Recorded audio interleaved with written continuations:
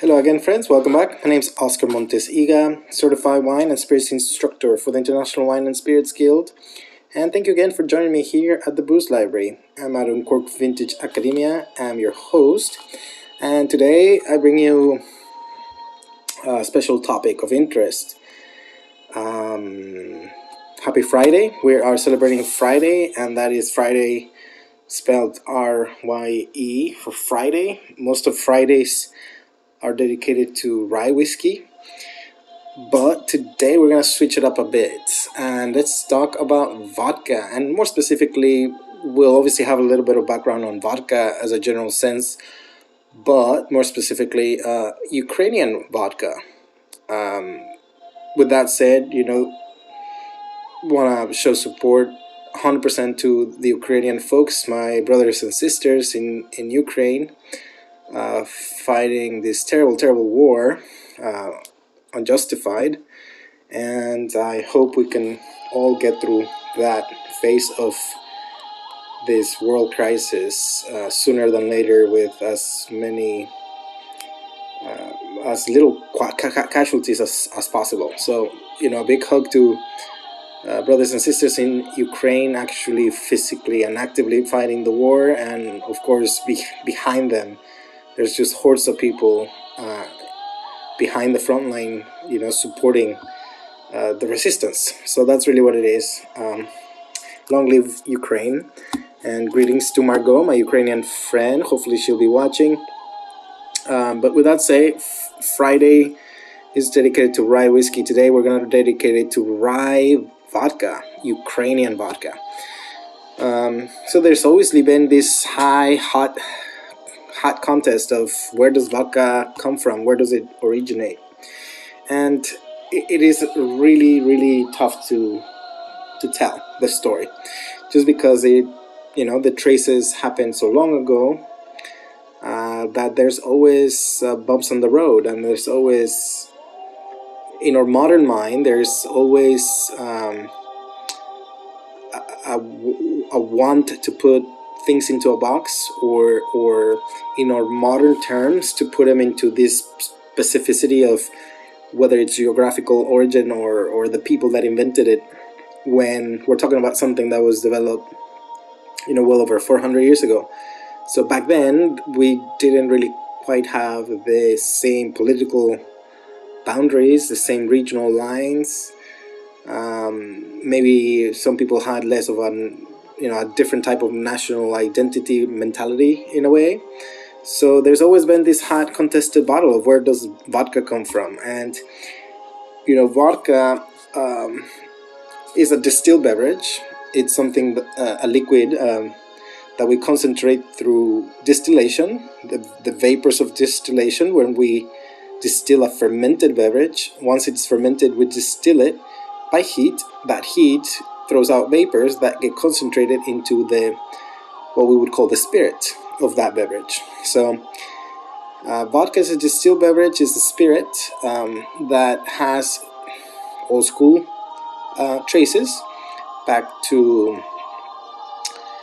when you think about distillation processes. They come from the Chinese and Moorish influence, when they started distilling perfumes and tonics, perfumes for the Middle East, and then medicine for Asia. So there's a lot of technologies in say the Dark Ages, when distillation started happening, until Renaissance. We started distilling more for medicinal tonics in the West, in Europe as well, through monastic orders, spreading the knowledge of the Moors and the Arabs throughout Europe after the Ottoman conquest and so forth. So there's again a lot of history.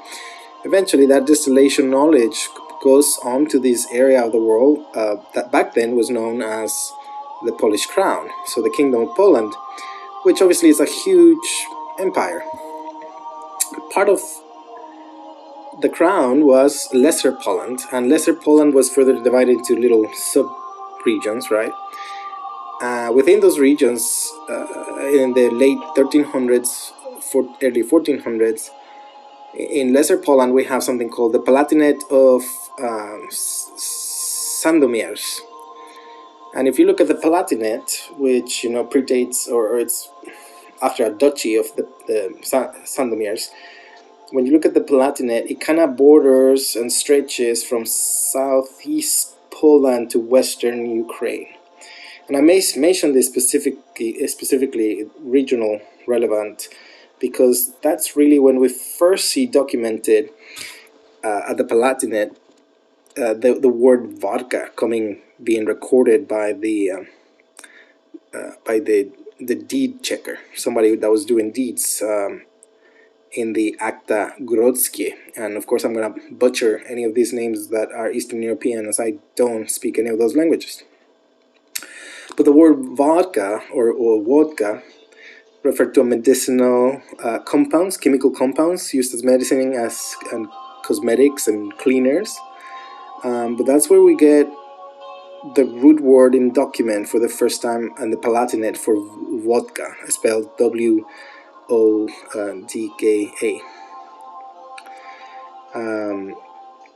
In the Old Polish, we also have a word called gorzalka, that we bring the verb gorzek, I'm assuming that's how you say it, which means to burn. And from burn, we also get the Ukrainian word horilka.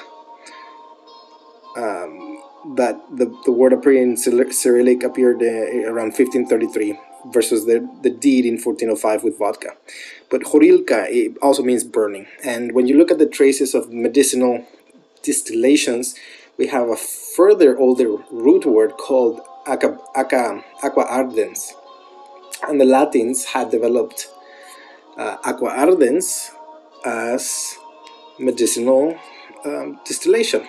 And aqua ardens in Latin really literally translates to burning water or fiery water. Of course, it depends how literal you translate it and in which language you speak. So fiery water, burning water is maybe a little more accurate. From aqua ardens, we then further later on develop something known as aquavita. And most people are familiar with the term aquavita, if not in Latin, then in the French, which would be eau de vie.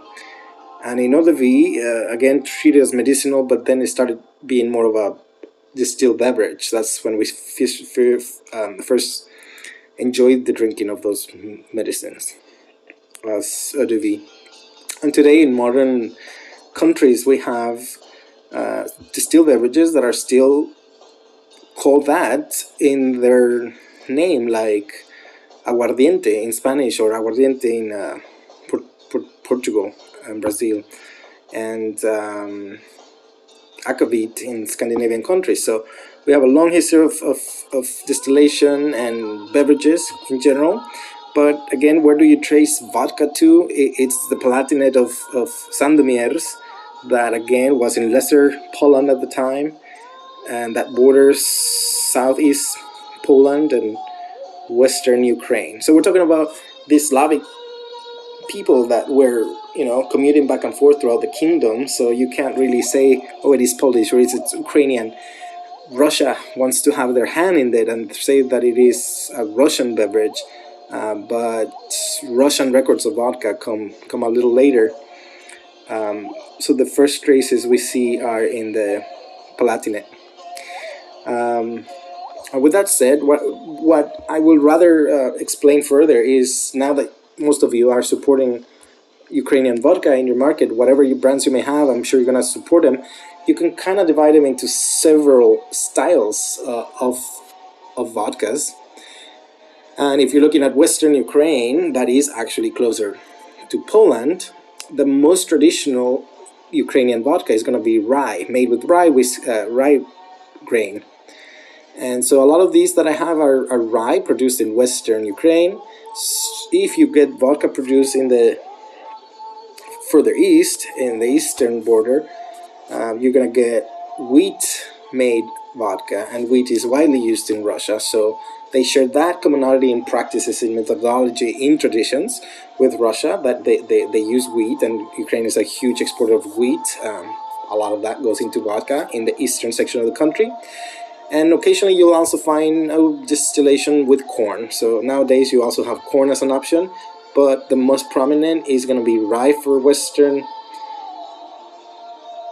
Rye for Western Ukraine and wheat for eastern Ukraine, with also another exception. There is also in the border to Poland producers using potato, like the classically known as Polish Ukrainian vodka, or Polish potato vodka. World renowned is world class out of Poland with potatoes, but a family here, for example, the Crow label is a family recipe, a Polish family recipe, making it potato. Then something very famous worldwide, Cortista, that is made with corn. Ukrainian heritage, that's the rye. This one's called, I think, Skevkov. That is wheat. Xdar is wheat. Kruto is also a wheat vodka. But without further ado, let's go into tasting. I'm actually gonna get to taste the one in the middle. It's called Shinok from Ukraine at 40% ABV, 1 liter vodka bottle, and it is with rye for Happy Friday. Happy Friday, yo! So let's give it a go. I'm tasting neat, and the vodka is clear. My initial impact on the nose is drying. There's a slight warming effect.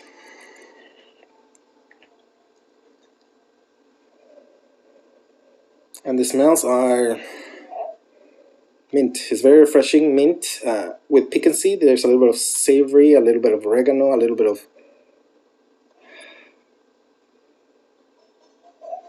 citrus notes like lemon peel. There's also the rye spice. There's a little bit of spice like ginger, like wasabi almost, or radish. That little bit of spiciness.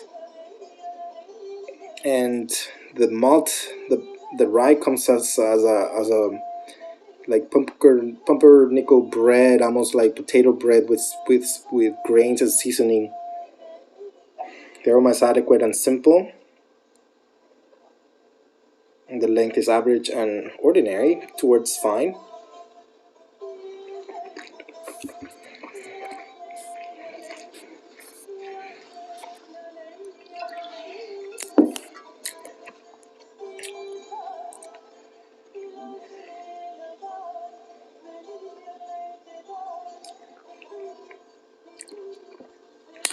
On the palate, the vodka is coating with just a little bit of astringency and a little bit of warming highlights.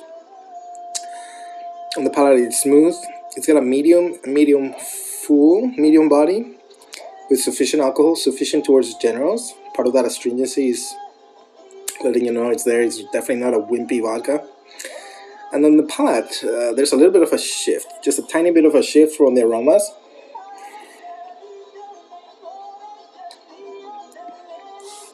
I still get the spice, like the ginger spice, a little bit of more defined both chili pepper and peppercorn spice as well. There's a little bit of mustard seed qualities. And then the herbs also show up. Savory, oregano, mint, and a little bit of creaminess. It's quite creamy. It's got a buttery mouthfeel. The primary taste is sweet and sour. And the concentration of flavor, it's medium, slightly complex, and a harmonious balance. It's very harmonious.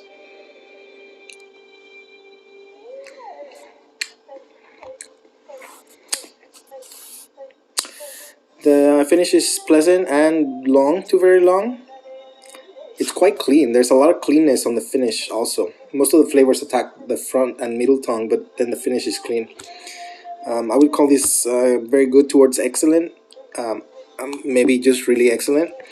It is very clean, great balance, good intensity. I would pair this with a potato soup or a creamy pasta dish, or maybe some rice dishes, pilaf. Delicious. So I hope you do too find a good Ukrainian vodka to support during the war effort. I will also mention that another very traditional style of Ukrainian vodka, which is also typically done with rye base malt, And I have this quick example here, like Cortista has, I don't know if you can see the pepper. It may look like a worm in a mezcal bottle, but it is a pepper. So they have this pepper honey infusion that is very traditional for Ukraine. In case you're looking for a new flavored vodka, as opposed to the new age flavors of blueberry or whatever. Maybe, don't get me wrong, there's a bottle of blueberry vodka hiding. I love blueberry, but it's a new flavor. It's not traditional per se. So find something traditional. You're gonna find something to your liking. Vodka is meant to be sipped when you have quality products. It is a sipping spirit. However, don't underutilize it. You can, of course, mix it with your favorite cocktails. And of course, shoot me any questions. Watch these cocktails that I made before with vodka. But again, as a Palestinian son of immigrants that fled during a war in Palestine, really my heart goes out to Ukrainians, brothers and sisters. Keep the good fight, and let's hope for the best. We'll catch you next time. Cheers.